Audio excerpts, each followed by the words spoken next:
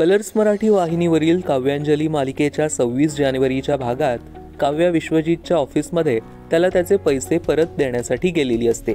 पैसे देऊन ती तिथून निघतेच तर विश्वजित तिला थांबवतो आणि हे पैसे तूच ठेव असं बोलतो. तो सांगतो, मी हे माझ्या आईसाठी आणि मुलीसाठी करतोय आणि नातं तुम्ही तोडलंय, मी नाही. त्यावर काव्या म्हणते, पण तुम्ही मनं तोडली त्याचं काय? आम्हाला तुमच्याकडून काहीच नकोय. आमच्या कुटुंबाशी तुमचा काहीही संबंध नाही आणि या पैशाचा रुबाब मला दाखवू नका. त्यावर विश्वजितला प्रचंड राग येतो. मग स्वतःला आवरत तो म्हणतो, प्लीज हे पैसे ठेव. काव्या म्हणते, याची गरज संपली आहे आता आणि पुन्हा याची गरज पडेल असं वाटतही नाही. इकडे निकिता, आशू आणि सुनंदा बसलेल्या असतात. आशू निकिताला म्हणते, तू पाय मुरगडण्याची ॲक्टिंग छान केली, तुला तर अवॉर्ड भेटायला पाहिजे. त्यावर निकिता म्हणते, पण तुमची आयडिया त्याहूनही छान होती. त्यावर सुनंदा म्हणते, असे खूप आयडियाज आहेत आमच्याकडे. त्यावर निकिता म्हणते, आता पुढचा प्लॅन काय आहे? मग आशू म्हणते, आम्ही सगळं काही पैशांसाठी करतो, आमचा पण फायदा व्हायला हवा ना. पुढे सुनंदा म्हणते, जसे जसे आमचे डाव यशस्वी होतील तसतसे पैसे वाढवून हवे. त्यावर निकिता म्हणते, जर तुम्ही माझा फायदा करून दिला तर मी तुमचे पैसे नक्कीच वाढवून देईन. थोड्या वेळाने निकिता प्रीतमच्या घरी जाते तेव्हा अंजली दरवाजा उघडते. निकिता म्हणते, मी माझा स्कार्फ घ्यायला आले होते, इथूनच जात होते, म्हटलं स्कार्फ कलेक्ट करावा. त्यावर अंजली तिला तिचा स्कार्फ आणून देते.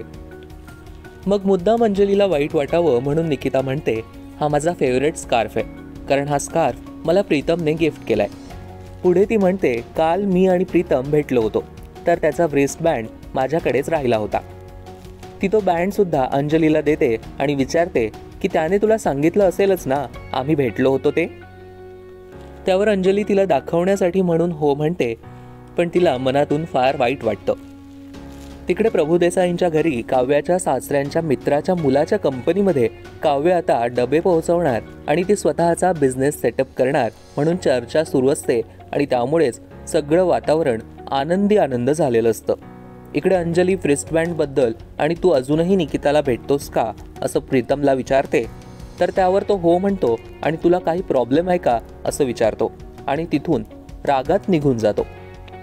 थोड्या वेळानंतर अंजली घरातील सर्व कामे आटोपून तिच्या दुकानात जायला निघते तर तेवढ्यात मधुराच्या मैत्रिणी घरी येतात आणि त्यांना पाहून मधुराला फारच आनंद होतो, जेणेकरून आता अंजलीला घराबाहेर पडताच येणार नाही.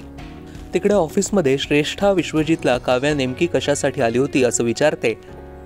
त्यावर तो तुझा काय संबंध असं म्हणत तिला गप्प करतो. त्यावर ती म्हणते, उद्या आपल्याला डॉक्टरांकडे जायचंय सोनोग्राफीसाठी. त्यावर विश्वजित म्हणतो, मला जमणार नाही.